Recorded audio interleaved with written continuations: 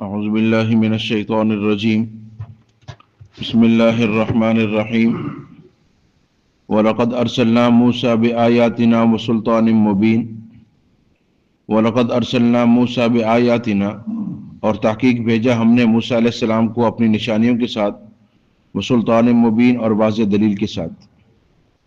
وَلَقَدْ أَرْسَلْنَا مُوسَى بِآيَاتِنَا وَسُلْطَانٍ مُبِينٍ، یہ سورۃ مومنہ اور اس کی آیت نمبر 23۔ اس سے پہلے والی آیات میں اللہ رب العزت نے ارشاد فرمایا کہ قیامت والے دن دو طرح کے گروہ سامنے آئیں گے۔ ایک وہ لوگ ہوں گے کہ جن کے لیے اللہ تعالیٰ کے عرش اٹھانے والے فرشتے بھی ان کے حق میں دعا کریں گے، اور اللہ رب العزت ان کو جنت اور جنت کے درجات عطا فرمائیں گے۔ اور دوسری طرف وہ لوگ ہوں گے جنہیں انبیاء کی دعوت پہنچی لیکن انہوں نے مانا نہیں، فرمایا اب ان لوگوں کے لیے جہنم اور اس کا عذاب ہوگا۔ اور اگر یہ لوگ دیکھنا چاہیں کہ کیا انجام ہوا ان لوگوں کا جو ہم سے پہلے ہیں، تو فرمایا یہ دیکھ لیں کہ جنہوں نے مانا تھا ان کو ہم نے دنیا کے اندر بھی اپنے عذاب سے بچایا، اور جنہوں نے نہیں مانا وہ دنیا کے اندر ہمارے عذاب کا شکار ہوئے۔ فرمایا انہیں فرمائیے کہ آپ جا کے دیکھو، کانوا اشد منہم قوۃ وآثارا فی الارض، وہ طاقت میں تم سے زیادہ تھے، نشانات چھوڑنے میں تم سے زیادہ تھے، فاخذہم اللہ بذنوبہم، ان کے گناہوں کی وجہ سے اللہ نے ان کی پکڑ کی۔ جا کے انہیں دیکھ لو، اور ان کے کھنڈرات آج بھی موجود ہیں۔ اب یہ تو ایک اجمالی بات تھی۔ آج کے آیت کریمہ میں اللہ رب العزت نے حضرت موسیٰ علیہ السلام کا واقعہ اس کو ارشاد فرمایا کہ موسیٰ علیہ السلام تشریف لائے، آپ نے لوگوں کو دعوت دی، اور 40 سال تک آپ دعوت دیتے رہے۔ 40 سال میں جن لوگوں نے مانا ان کو فائدہ ہوا، جنہوں نے نہیں مانا وہ اللہ کے عذاب کا شکار ہوئے۔ اور ایک لمحے میں اللہ نے فرعون، اس کی حکومت، اس کی طاقت اور اس کا سارا لشکر ایک لمحے میں اللہ نے دریا میں غرق کر دیا۔ اب اس واقعے میں سے موسیٰ علیہ السلام کا واقعہ قرآن پاک کے 28 پاروں میں ہے، بار بار بیان ہوتا ہے، لیکن یہاں جو حصہ بیان کر رہا ہے یہ اس مرد مومن کا، رجل مومن کا ذکر کرنا ہے جس کے نام پر اللہ رب العزت نے اس سورت کا نام رکھا، والرجل مومن۔ اور پھر آپ دیکھیے کہ اللہ رب العزت کو یہ بات کتنی پسند آئی کہ نبی کی بات اور نبی کی تصدیق اور نبی کی عزت اور ناموس کے لیے کھڑے ہونے والا بندہ، اس کی پوری بات، پوری تقریر تفصیل کے ساتھ اللہ نے قرآن پاک کا حصہ بنایا۔ آپ سمجھ سکتے ہیں کہ انبیاء علیہ السلام دعوت دینے آئے، انبیاء کے حالات و واقعات تو اللہ نے نقل فرمائے، لیکن انہوں نے کس طرح دعوت دی، کیا بات فرمائی، قوم نے کیا جواب دیا، وہ اس تفصیل سے نہیں ہے جو اللہ نے اس مرد مومن کے ذکر کیا، جبکہ یہ نبی بھی نہیں ہے، رسول بھی نہیں ہے۔ صرف یہ بات ہے کہ نبی کی عزت و ناموس کے لیے کھڑے ہونے والے کا اللہ کے ہاں مقام کیا ہے، اللہ اس کی کس قدر افضائی فرماتے ہیں کہ اللہ نے اس کی پوری بات کو قرآن کا حصہ بنایا۔ قرآن پاک کے اندر اللہ نے اس کا واقعہ نقل کیا، اس کا تذکرہ کیا، وہ کیسے اٹھا، اس نے کیسے بات کی اور کیا بات کی، وہ سارے کا سارا اللہ نے اپنے الفاظ میں قرآن پاک کے اندر اتارا۔ دیکھیے گا، فرمایا وَلَقَدْ أَرْسَلْنَا مُوسَى بِآيَاتِنَا وَسُلْطَانٍ مُبِينٍ، موسیٰ علیہ السلام آئے، واضح دلائل اور نشانیاں لے کر آئے۔ اب موسیٰ علیہ السلام کے معجزات اور دلائل چونکہ پہلے بیان ہو چکے ہیں۔ اِلَىٰ فِرْعَوْنَ، آپ کس کی طرف تشریف لائے؟ فرعون و حامان و قارون، اور قارون کی طرف۔ فَقَالُوا سَاحِرٌ كَذَّابٌ، ان سب نے کہا کہ یہ جادو ہے اور ہم اس کی تکذیب کرتے ہیں، ہم ان کو سچا نہیں مانتے۔ اب فرعون بادشاہ ہے، حامان اس کا جو ہے نا وزیر ہے، اور قارون اس کا وزیر خزانہ ہے، یہ سارے کے سارے اکٹھے ہیں اور سب نے انکار کیا، موسیٰ علیہ السلام کی بات نہیں مانی۔ فَلَمَّا جَاءَهُم بِالْحَقِّ مِنْ عِنْدِنَا، جب آیا ان کے پاس حق ہماری طرف سے، قَالُوا اقْتُلُوا أَبْنَاءَ الَّذِينَ آمَنُوا مَعَهُ، تو اس نے کہا کہ قتل کرو ان لوگوں کے بیٹوں کو جو ان کے ساتھ ایمان لائے۔ یہ واقعہ 2 دفعہ ہوا ہے، یعنی اولاد کا قتل فرعون کی طرف سے 2 دفعہ ہوا ہے۔ پہلا تب جب فرعون کو بتایا گیا تھا کہ بنی اسرائیل میں ایک بچہ پیدا ہوگا جس کی وجہ سے تیری حکومت کو زوال آئے گا، اس وقت بھی فرعون نے بچوں کا قتل شروع کروایا، اور تفسیر عزیزی میں ہے 12,000 سے 90,000 تک کے بچوں کا قتل۔ اتنے بچوں کو شہید کیا گیا صرف اس لیے کہ موسیٰ علیہ السلام پیدا نہ ہو سکے۔ موسیٰ علیہ السلام کو روکنے کے لیے، اس بچے کی ولادت اور پیدائش کو روکنے کے لیے 90,000 بچوں کا قتل کیا گیا، لیکن اللہ رب العزت نے فرمایا میں بھی رب ہوں، میں موسیٰ کو پیدا بھی کروں گا اور تیرے گھر میں پال کے بھی دکھاؤں گا۔ تو کہہ رہے نا کہ وہ آئی نہیں، تیرے سامنے رہیں گے۔ اور بتا، ساری طاقت کے باوجود بھی موسیٰ علیہ السلام، اور پھر دیکھیں نا جب اس نے بچوں کا شروع کیا اس کو قتل کرنا، تو اسے مشورہ دیا گیا کہ یہ تم ایسی قتل کرتے رہو گے تو جو جوان ہیں بوڑھے ہو گے، جو بوڑھے ہوں گے مر جائیں گے، تو تمہاری خدمت کون کرے گا؟ تو کیا کرو، 1 سال جو بچے پیدا ہو زندہ چھوڑو اور 1 سال جو پیدا ان کو قتل کر لو۔ اب ہارون علیہ السلام اس سال پیدا ہوتے ہیں جس سال بچوں کا قتل نہیں ہونا، اور موسیٰ علیہ السلام اس سال پیدا ہو رہے ہیں جب بچوں کا قتل ہونا ہے۔ اور پھر اس سے عجیب بات یہ ہے کہ اللہ رب العزت ان کی والدہ کے دل میں ڈال رہے ہیں کہ بچے کو دودھ پلا، ان ارجعی فاذا خفت علیہ فالقیہ فی الیم، جب تمہیں ڈر ہونا تو بچے کو دریا میں ڈال دو۔ اب وہ بچہ 3-4 دن کا وہ دریا میں کیسے بچے گا؟ پھر صندوق میں ڈال دیں اور پھر صندوق کو بند کر دیں۔ اب صندوق میں اگر سوراخ رکھیں گے تو پانی جائے گا، اور سوراخ نہیں رکھیں گے تو سانس کیسے لے گا؟ اللہ کی قدرت سمجھ رہے؟ کہاں سے اللہ زندگی نکالتے ہیں؟ صندوق بند، دریا میں ڈال دو۔ اب وہ بچہ ہے، ساتھ ہے کوئی نہیں، کیا ہوگا؟ اچھا، اب فَلْيُلْقِهِ الْيَمُّ فِي السَّاحِلِ، بالآخر یہ سمندر دریا جو ہے بچے کو ساحل پہ ڈال دے گا۔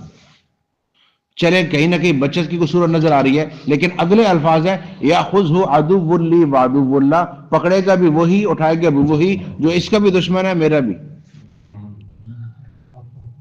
تو جس سے بچانا تھا اسی کے پاس کیوں جا رہا ہے؟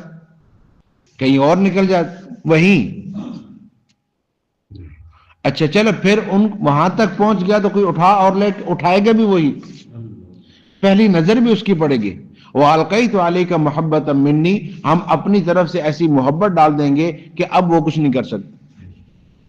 اب جس بچے کے قتل کی بات ہو رہی تھی، اب کہہ رہے ہیں لا تقتلوه عسى ان ينفعنا او نتخذه ولدا، یہ شاید ہمارا بیٹا بن جائے، جی یہ ہمیں نفع دے گا۔ اب اسے کچھ نہیں کہنا، اس بچے کو قتل نہیں کرنا۔ اور پھر موسیٰ علیہ السلام چونکہ اللہ کے نبی تھے، بچپن میں ہی کچھ چیزیں دکھائی فرعون کو، اس کو لگ گیا کہ نہیں یہ وہی بچہ ہے، اور پھر اس نے کوشش کی، لیکن بیوی کے آگے تو فرعون کی بھی نہیں چلتی، جی بیوی سمجھتے ہیں نا، وہ فرعون بھی ہو بے شک سامنے، لیکن بیوی بیوی ہی ہوتی ہے۔ انہوں نے کہا نہیں قتل کرنا، نہیں بیچارہ اب کیا کر سکتا، کہہ رہا انا ربکم الاعلی، نعرے لگاتا پھر رہا ہے، لیکن یہاں نہیں چل رہی۔ انہوں نے کہا نہیں قتل کرنا تو نہیں، بس جی ہاتھ پہ ہاتھ رکھ کے بیٹھا ہوا ہے، کر کچھ نہیں سکتا، کیونکہ بیوی نے کہا ہے کہ لا تقتلوہ، قتل نہیں کرنا۔ اب موسیٰ علیہ السلام کو اللہ نے فرعون کے محل میں 30 سال تک پال کے دکھایا کہ میں رب ہوں، جسے میں نے زندگی دینی ہے، سارے اسباب و وسائل جمع کر لو، سارا طاقت سارا زور لگا لو، اسے میں زندگی دوں گا اور میں دے کے دکھاؤں گا۔ اور جب میں نے کسی کو زندگی نہیں دینی، تم حفاظت کے سارے انتظام کر لو، نہیں ہوگی۔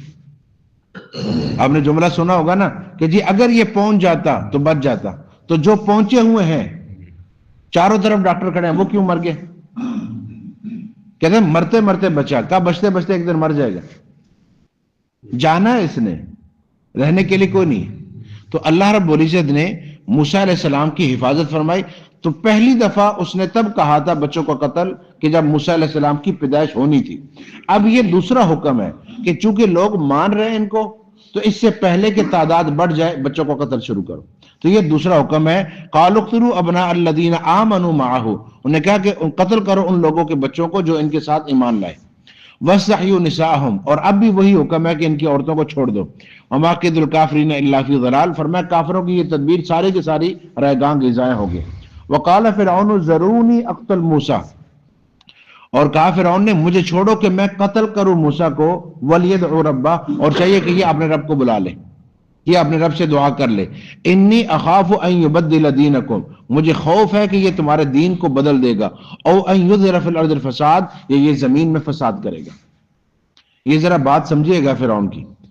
اب ایک طرف وہ یہ کہتا ہے کہ میں بڑا رب ہوں، میں تمہارا سب کچھ ہوں، میں تمہارا بادشاہ ہوں، میں یہ سب کچھ کر رہا ہوں، اور 400 سال سے اس کی حکومت چل رہی ہے، لیکن دوسری طرف اتنا بے بس ہے کہ اب لوگوں کو اعتماد میں لے رہا ہے کہ مجھے اجازت دو کہ میں موسیٰ کو قتل کروں، کیونکہ اب اسے یہ پتہ نہیں تھا کہ یہ میرے بیٹھے ہوئے سے کتنے لوگ اس کو مان چکے ہیں، تو اگر اب میں کوئی ایسا اقدام اٹھاؤں تو یہ میرے اپنے ہی میرے مخالف نہ ہو جائے۔ تو اپنے آپ کو بادشاہ بھی سمجھ رہا ہے اور بے بس بھی سمجھ رہا ہے، ایک ہی وقت میں دونوں چیزیں ایک جملے کے اندر جھلک رہی ہیں۔ وقال فرعون ذرونی اقتل، پہلے تو کہہ رہا تھا نا کہ بچوں کو قتل کرو، تب تو نہیں کہا کہ مجھے اجازت دو، اب کیوں کہہ رہے؟ اب اسے ڈر ہے کہ موسیٰ علیہ السلام نے جو معجزات دکھائے ہیں، جو کچھ ہو چکا ہے، تو کچھ لوگ تو مان چکے ہیں، اب جو مانے ہوئے تو ان میں کتنے، تو میں کیسے اب ان کو پہلے اعتماد میں لے لوں پھر میں یہ کروں؟ تو کہتا ہے وقال فرعون، فرعون نے کہا ذرونی، مجھے چھوڑ دو، اقتل موسیٰ ولیدع ربہ، تاکہ میں قتل کروں ان کو، ولیدع ربہ، اور چاہیے کہ آپ نے رب کو پکار لے، دعا کر لے یا لے آئے، انی اخاف ان یبدل دینکم او ان یظہر فی الارض الفساد، یہ ذہن میں رکھیے گا۔ فرعون نے پہلی بات یہ کی کہ یہ تمہارا دین نہ بدل دے، اور دوسری بات یہ کی کہ یہ زمین کے اندر فساد نہ کرے۔ سوال یہ ہے کہ اس کے بعد دین تھا کون سا؟ یہ کون سے دین کی بات کر رہا ہے؟ یہی دین ہو سکتا ہے نا کہ وہ جو اپنے آپ کو خدا کہہ رہا تھا اور لوگ مجھے سجدہ کریں، اس کے علاوہ تو کچھ نہیں تھا۔ اور زمین میں فساد یہ ہے کہ بچوں کا قتل، لوگوں پر ظلم، ان کو غلام بنا کے رکھنا، 6,70,000 بندوں کو غلام بنایا ہوا ہے، یہ فساد ہے؟ یا یہ فساد ہے کہ ایک بندہ کہہ رہا ہے میں ان کو آزاد کروا کے لے جاؤں؟ یہ نعرہ آج سے نہیں ہے جو آج آپ سنتے ہیں نا، یہ کب سے یہی نعرہ چل رہا ہے کہ ڈر یہ ہے کہ تمہارا دین بدل دے گا۔ بھائی دین کیسے بدلے گا؟ دین 1400 سال سے ایک ہی چلا رہا ہے، اور یہ ممکن نہیں ہے کہ ساری کی ساری امت گمراہ ہو جائے۔ دین کس چیز کا نام ہے؟ اللہ کے قرآن کا، نبی پاک صلی اللہ علیہ وسلم کی حدیث کا، تو یہ کیسے مٹ سکتا ہے؟ ساروں نے طاقت لگا لینی۔ اب اس کو سمجھنا ویسے ہی ہے جیسا نبی پاک صلی اللہ علیہ وسلم نے بیان کیا، صحابہ کرام نے سمجھا، ٹھیک ہے۔ اب جو بندہ یہ کہہ رہا ہے کہ نہیں وہ سارے کے سارے دین غلط تھے، میں اب صحیح دین بتاؤں گا، یہی نعرہ اس نے بھی لگایا کہ تمہارا دین بدلے گا، دین نہیں بدل سکتا۔ اور ایذر فی الارض الفساد، جو یہ کہہ رہا ہے کہ سارے غلط ہے، یہ اصلاح ہے یا یہ اصلاح ہے کہ نہیں اللہ تعالیٰ نے امت میں ہمیشہ نیک لوگ رکھے؟ تو یہ ذہن میں رکھیے گا، یہ بات تب سے چلی آ رہی ہے، اس وقت بھی اس نے یہی کہا مجھے ڈر ہے کہ تمہارا دین بدل دے گا، یہ زمین کے اندر فساد کرے گا۔ وقال موسیٰ انی عذت بربی وربکم، اور موسیٰ علیہ السلام نے کہا کہ میں پناہ حاصل کرتا ہوں اپنے اور تمہارے رب کی۔ رب ایک ہی ہے، تو جو سمجھ رہے نا کہ میں رب ہوں، تو تیرے اندر کوئی ایسی خاصیت نہیں، رب ایک ہی ہے، وہ میرا بھی رب ہے، تمہارا بھی رب ہے۔ من کل متکبر، ہر متکبر سے میں اللہ کی پناہ میں آتا ہوں، لا یؤمن بیوم الحساب، جو حساب کے دن پر ایمان نہیں لاتا۔ اب یہاں تک تو بات اللہ رب العزت نے تمہید باندھی ہے اس مرد مومن کے واقعہ سنانے کے لیے کہ ہوا کیا تھا، یہ کیوں اٹھا، یہ کیوں کھڑا ہوا، ایسا اس مجلس میں کیا ہوا جہاں فرعون بیٹھا ہوا ہے، بڑے بڑے اس کے نمائندگان بیٹھے ہوئے ہیں، وہاں یہ سب پہلے ہوا کہ موسیٰ علیہ السلام، ان کی دعوت، معجزات، لوگوں کا ایمان، فرعون کی سرکشی، اب قتل کی بات، اور یہ ساری باتوں کے بعد جب مجلس میں اس نے یہاں تک کہہ دیا نا کہ اب بجائے بچوں کے قتل کے سیدھا موسیٰ علیہ السلام، تاکہ نہ موسیٰ علیہ السلام رہیں نہ اس کے بعد یہ معاملات رہیں، تو میں موسیٰ علیہ السلام کو نعوذ باللہ قتل کرتا ہوں۔ جب اس نے یہ جملہ کہا وقال رجل مؤمن من آل فرعون، تو اب ایک مومن اٹھا آل فرعون میں سے، اس کا چچا زاد ہے، حزقیل بعض حضرات اس کا نام بھی لکھا ہے، یہ کھڑے ہوئے اور کہا، ایسا اس سے پہلے فرمایا یکتب ایمان ہو، یہ اپنے ایمان کو چھپا رہے تھے، ایمان تو قبول کر لیا ہوا تھا لیکن چھپا رہے تھے۔ اتقتلون رجلا ان یقول ربی اللہ، کیا تم ایک ایسے آدمی کو قتل کرنا چاہتے ہو جو یہ کہتا ہے کہ میرا رب اللہ ہے؟ بس یہ جرم ہے،